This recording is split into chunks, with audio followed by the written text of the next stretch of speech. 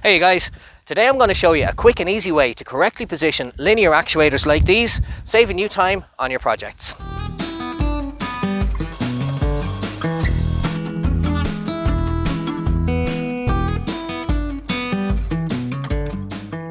With the price of these actuators having come down so much in the last few years, loads of people out there are adding them to their projects as a cool touch, like an electric gateway, a doorway, even their own bed, or like in this case, a solar array. Now there's two ways you can go about doing this. You can sit down with a calculator, work out the circumference and the arc of rotation, and eventually arrive at a conclusion. But if you can understand some very basic principles, there's a much faster way of doing things. Those principles are simply this. Fitting an actuator is a balance between distance of travel and torque, or leverage. The more you have of one, the less you have of the other. So it's safe to say everyone understands about leverage, but for example, here's our hinge, our pivot point here.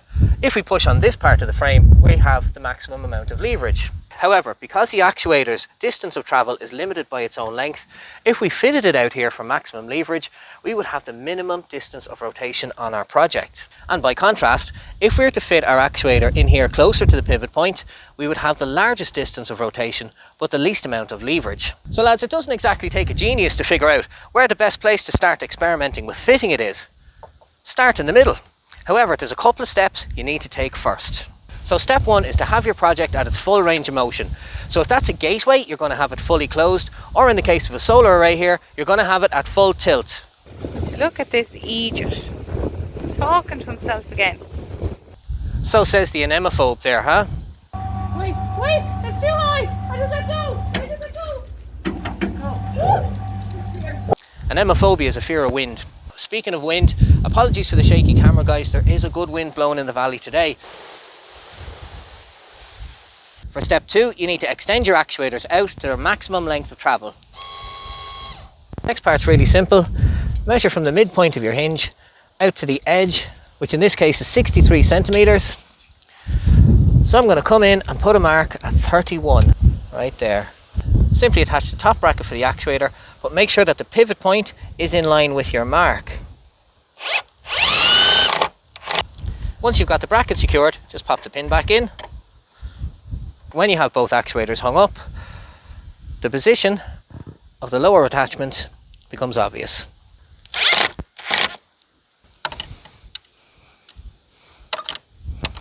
And there's our two actuators reattached. Now just to remind you once again guys, if you go ahead and you test it and you find that there's too much range of movement or not enough, you move this anchor point here. Bringing it in closer to the hinge point will give you a greater range of movement. Bringing it further away from the hinge point will give you a shorter range of movement. And here we go.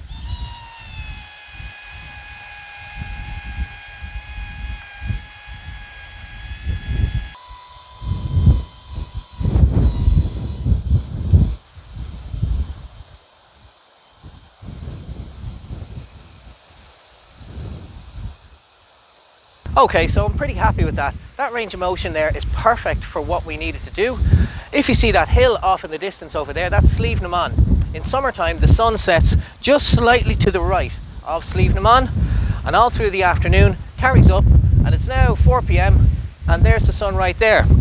So that panel angle is pretty good for where the sun is in summertime. And then of course it can tilt the whole way back over, almost to 90 degrees, to catch the winter sun, which is all the way over there on the other side of the hedges. Ah, the TURBINIUS ANEMOPHOBIUS is among us. What do you think, Chloe? Come and have a look.